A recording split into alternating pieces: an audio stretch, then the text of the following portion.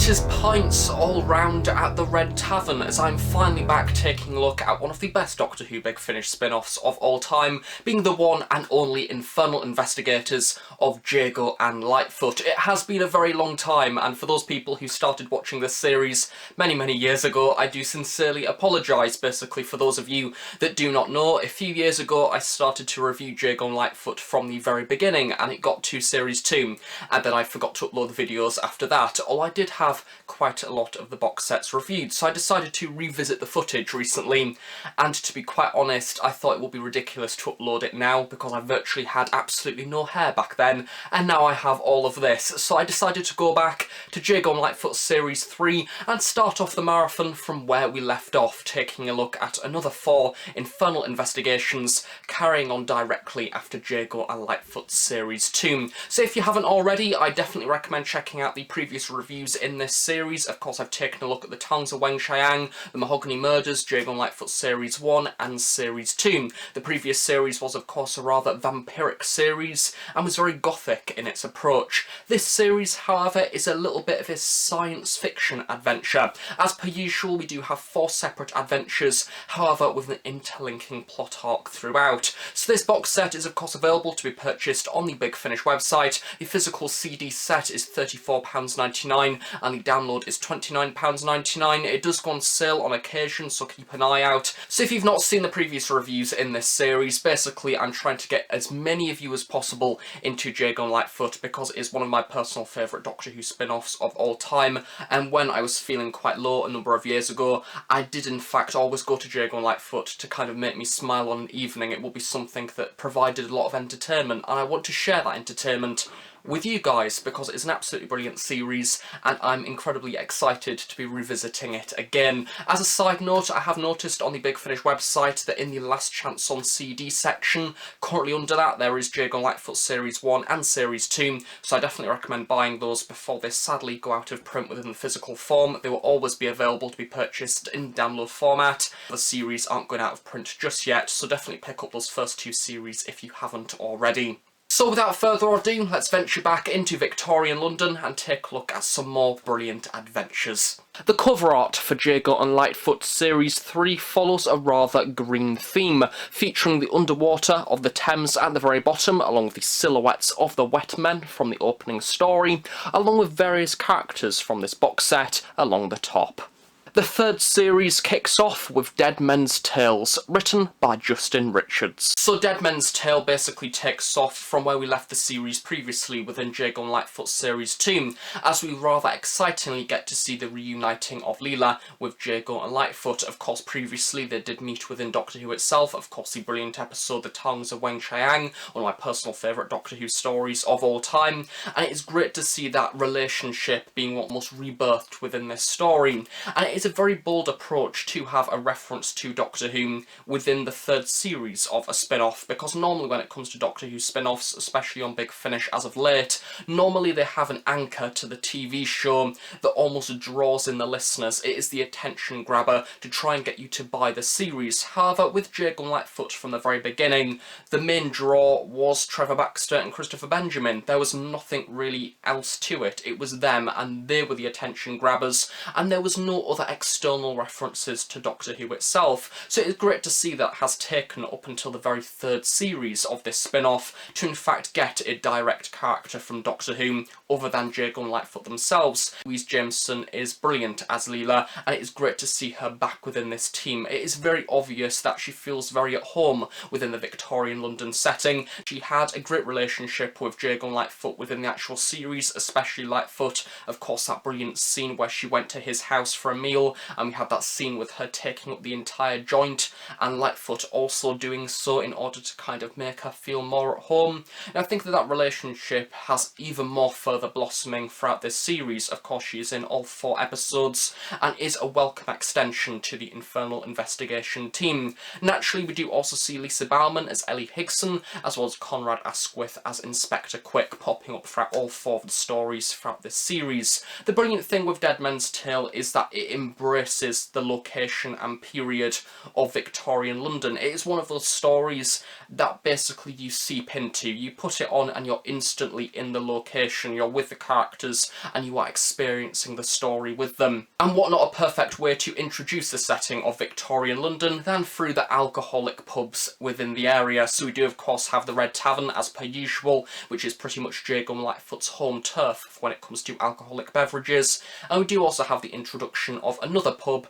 known as the Jolly Roger, which is of course along the side of the Thames, and all of the people who go out on the ships to of course get stock from the other areas of the British Empire, come back, have a little bit of a drink, then go out into the world once again. And the Jolly Roger, although the Red Tavern is quite a violent pub at times, it makes the Jolly Roger look basically like a pit of hell, because we have lots of things going on, lots of violence, and it is a pub that is in the slums of London and is a place where Jago Litefoot feel incredibly out of their depth, and it is quite funny to see them within that throughout this story. Louise Jameson as Leela in fact gets a job at the Jolly Roger in order to figure out what is going on and to basically be one with all of the rest of the people within the pub. To have Leela being sent by Romana in order to stop the time leakages in London, and one of those time leakages just so happens to start off with at the Thames and the docks of the Thames, and they need to try and figure out throughout the story what the actual leakage is it something from the future or the past, and more importantly how can they stop it, and that is something that occurs throughout all four of the stories, however in many different ways. I think if I was to praise this series for doing anything, it is creating three very separate and different adventures, and Dead Men's Tale is a perfect start for that. We get to see a character called Johnny Shipton, and it is in fact a rather emotional story relating to deaths and casualties of time travel basically, and Jago Litefoot are as brilliant as ever. I think we get to see some great moments with them. However, it is from their perspective I think a rather standard Jago Litefoot story. The focus is definitely more so on Leela and reintroducing her to Victorian London. We have some brilliant references to Victorian slang, which makes for in fact a very good way to be introduced to this series as well if you've not previously listened to other Victorian Doctor Who adventures. Episode 2, The Man at the End of the Garden, written by Matthew Sweet. Out of all of the episodes of Jago Litefoot so far, I think that The Man at the End of the Garden is one of the most unique. It's one of those stories that sticks out in your mind because it is so strikingly different to all of the other Jago Litefoot stories. And naturally with Doctor Who itself, we are very used to Victorian adventures being set within London. You have the cobbled streets, you have your horses and carriages, your pubs, people being rowdy, and more than likely a murderer spreading chaos throughout the city. This episode discards all of that. We get to see a rather comfortable family setting. In fact, we have a mother and her child called Clara, as well as a carer or granny figure, and basically we see throughout the story links to her childhood and her being brought up within this rather seemingly normal family setting whilst reading your average children's book. And the entirety of this story is very fairy tale, as it suggests by the title. The Man at the End of the Garden is a rather magical story because you don't quite know what is going on. And when I was listening to this episode, I in fact got quite a lot of vibes from that Torchwood story with the fairies, where you had the fairies that were friends with the children and you had the petals that came out of the mouth. I can't remember what the story's called. I watched it a few months ago. However, I could kind of sense links to that episode because it was oddly grim fairy tale in its approach, which is perfect when it is also a Victorian drama. You have Jago Litefoot within this situation that are quite different to their usual selves because they are almost trying to solve the investigation within the presence of a child, and it is interesting to see them within a setting with a child because that is something rather different to your other stories within Jago Litefoot so far, and I think that you kind of see a more caring side to their character.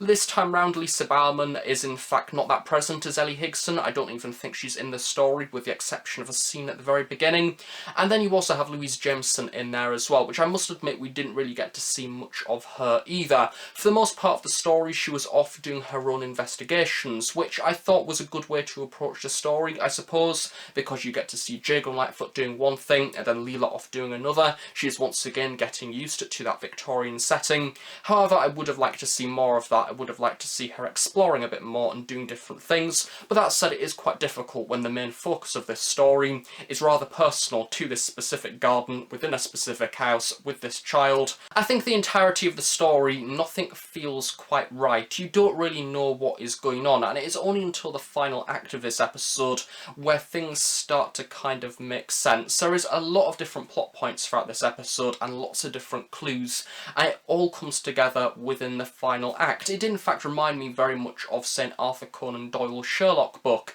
because we had at the very beginning the scene of to have a look within this room that the offence just so happened to occur in, and Litefoot has this rather brilliant scene that reminded me of the scene with Sherlock in A Study of Pink, or whatever that book is called, where you had him trying to decipher the clues around the room down to the fingernails of the woman that was of course on the floor, her bag towards the side, the fact she scraped the floor, things like that. Sherlock does of course call his mind palace. This episode sees Litefoot within his element. He's trying to decipher what is going on. He takes a much more detective inspector approach, which I think that Trevor Baxter handles incredibly well. Naturally, Christopher Benjamin at the same time, he has a lot of fun lines as Jago. He doesn't quite know what is going on, so he makes a lot of jokes. I've noticed that when it comes to Jago's character performance, where he tends to up the theatrics when he is unsure within a situation or where he is nervous. And I think that this story utilises that quite well. Duncan Wisby also does a very good job as the man at the end of the garden himself, who we do of course see within the final act.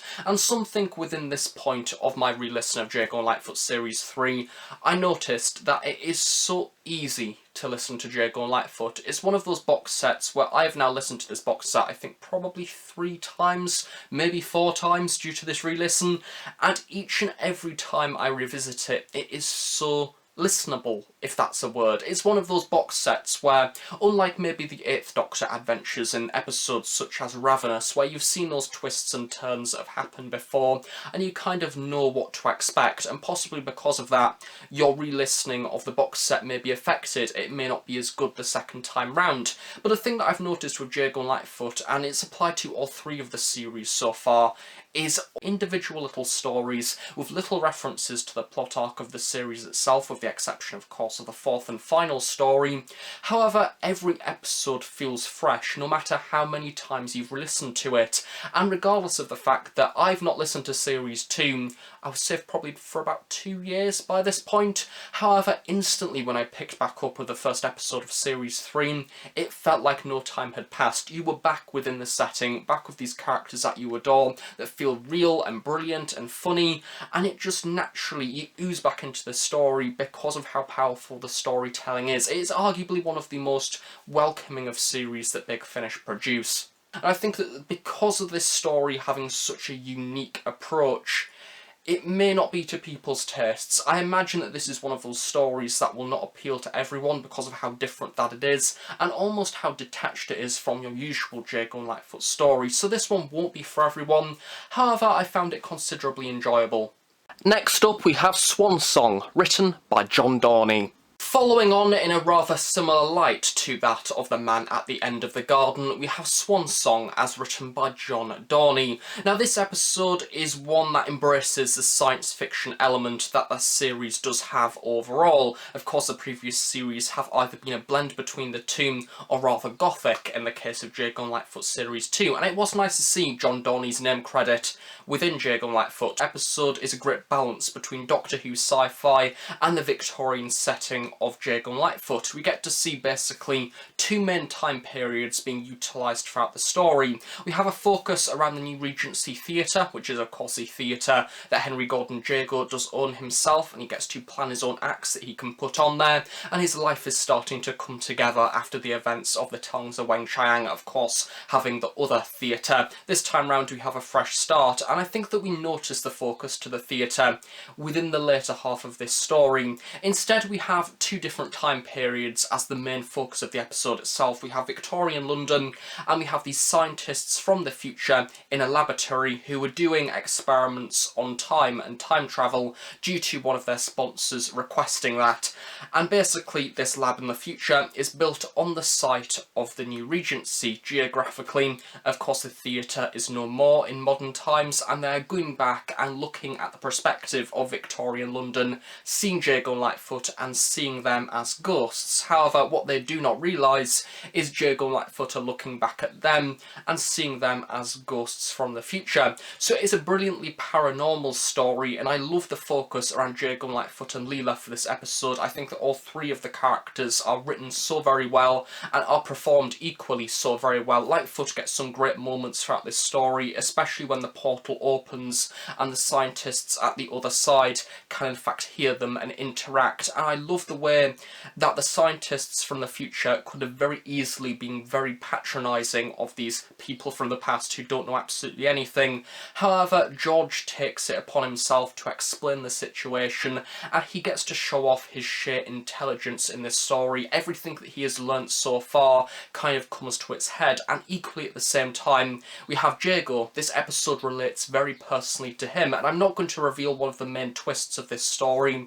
However, it is a beautiful metaphor, and I love the way that it builds on him as a character. We get to see his relationship with the theatre and his connection to it. I think that this episode does definitely affect him, which is nice. It's good to have a personal story that affects the experiences of the main characters, because at the same time we get to learn more about the characters in a personal way. Something that I will in fact be referring back to within the fourth and final story of this review. I really love the parallels between the narrative of this story and one of the main characters who works in the lab. We get to see a character called Alice, who was affected by a road traffic accident in a very early part of her life where her family were killed and she was one of the only survivors, and we get to see her once again how that has affected her throughout her life. And it is a rather brilliant way to focus around the modern aspect of this story. We have the historical aspect of this story focusing around Jago, and then we have the modern aspect of the story focusing around the character of Alice. So overall it is a very emotional episode, and one that I was very intrigued by and engrossed in all the way throughout. The time passes very quickly, and it's one of those episodes, much like the rest of this box set, that you just seep into almost effortlessly and enjoy from beginning to end. I think that my only criticism for this story is it would have been nice to see more of Leela, giving her science fiction travels with the Doctor throughout time and space. I expected her to contribute a bit more to this plot. I expected her to help out, as especially within the final act it didn't really feel like she was doing too much, but that said it focused more on Jago, which to be honest I didn't mind. Either way, it might have been just nice to have a few suggestions to her character doing a bit more and then still focusing on Jago, but I still enjoyed the episode regardless. The series concludes with Chroniclasm, written by Andy Lane.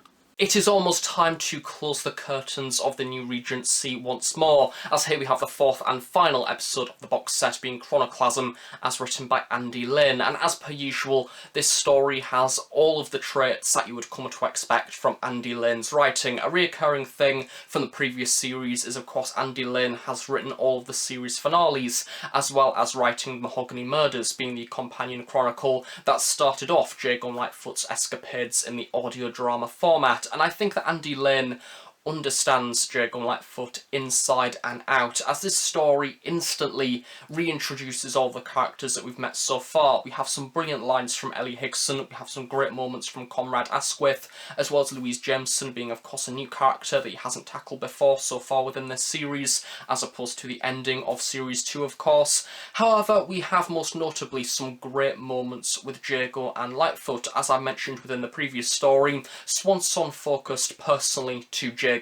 This episode hits rather close to home to Litefoot, as we get to see this rather large sphere plummet into his house in the middle of the night, and he's not very happy by it. And even though this is a really horrible thing because it is treading on what is personal to him, his home, his antiques, and the place where he lives, that is the safety net between his infernal investigations, and at the end of the day he can go home and feel safe. However, this story takes him out of that environment and in fact places him as almost a lodger within the Red Tavern. So naturally this episode sees Litefoot under a little bit of strain. We have a little bit of time distortion throughout this story, which you can come to expect considering that this series is focusing around time leakages, and we also have lots of different references to all of the other episodes within the series. The brilliant thing with the Jago Litefoot plot arc style is that all three of the episodes that I have mentioned already throughout this review exist in their own right. There is a number of different references to the plot arc of the series, along with a little bit of involvement from the overall villain of the series itself. However, all three of the stories stand up in their own right as their own individual adventures. This episode grabs all of those little references in the previous stories and creates a story. It pads out the character of Dr. Payne, who is another villain for this series, very much like Dr. Tulp in the previous box sets. However, this episode sees a much more personal aspect to the villain of the story. Dr. Tulp was simply just an evil character within the previous series, and likewise, of course, with the Vampire Great One within Series 2, he was also a very evil and gothic character. This series shows motive being raised in a different way. We get to have a bad character, but also at the same time you kind of understand where he's coming from, because the main reason why he is motivated by what he is doing is something that is very emotional and personal, which is a theme that both Jago and Litefoot can of course refer to, given their experiences throughout this series so far. To me, Chroniclasm is one of those episodes that is a perfect example as to how the Jago and Litefoot series manages its characters, because we have a fairly large main set of protagonists for this episode. However, each individual character has something to do. We have Leela going off with Jago, doing a little bit of time research, I suppose, trying to find out where the leakage is. You have Ellie Higson making the Red Tavern Litefoot's home. We have a rather personal connection to both of those characters. Also have a great insight into Conrad Asquith's life as a police officer, or as Leela also calls him, the Blue Guard. So because of that, this episode does have all of the styles that you would come to expect from a usual Jago and Litefoot story. Series fans may also be a little bit surprised to see that this episode does feature none other than Nikola Tesla, who is somebody that I'd previously forgotten about even being in this adventure, and something that I most definitely would have mentioned within my Nikola Tesla Night of Terror review. However, he doesn't have a prominent role at all. He's kind of just there as a figure, and considering that he is a character from history, if this episode actually touched on him as a character a bit more, it would have been nice to see that in the same light that Nikola Tesla's Night of Terror did, because I found that episode, in fact, my personal favourite of Doctor Who Series 12, so I kind of understood why he was in it, that theme with electricity and stuff like that. However, I think at the same time he could have very easily been taken out of the episode itself, but by far the thing that I loved about this episode was Trevor Baxter's performance as Litefoot. In the final act of this story, we get to see him being all brilliantly heroic and essentially sacrificing himself, with also reference to other elements throughout the rest of this series, which I'm being purposely vague because I don't want to just reel off the plot for this box set to you, but naturally due to this episode being the fourth and final of the box set, you will understand that there's references to the previous stories. I love about Jago and Litefoot as a whole, especially this box set, which is a perfect example along with the previous two series, is the way that it ties together all of those loose ends into a neat package and makes all of the episodes come together as one, however at the same time have own independent adventures at the same time, and this box set is a perfect example of that, and overall it's a worthy ending to the series and one that I thoroughly enjoyed listening to. Although I do think it would have been nice to see a little bit more of Dr. Payne, maybe a few references to him within the previous stories, a few side scenes maybe, just to give a little bit of a taste of who he is as a character, so then when it came to the reveal at the very end of the box set, it was a bit more exciting. But I think overall, as I say, it was a fun series and a fun ride of stories. However, that is not the end for Jago and Litefoot Series 3, as once the investigation into Chroniclasm is over, both Jago and Litefoot receive a summons, both of which think it's from each other.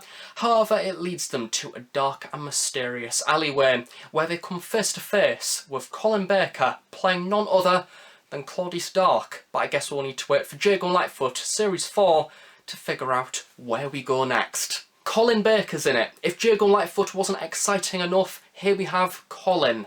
And that is that. That is my review of Jago and Litefoot Series 3. I hope you have enjoyed it. If you have any questions about this box set or the previous box sets from this series, please do feel free to leave them in the comments section below. I will try my best to answer them at some point in the near future. And do of course stay tuned on the Host Productions for brand new Doctor Who content each and every week. And hopefully at some point in the near future, I will be of course continuing this series and taking a look at Jago and Litefoot Series 4. So thank you very much for watching, all corks, and I will see you all next time. Bye for now.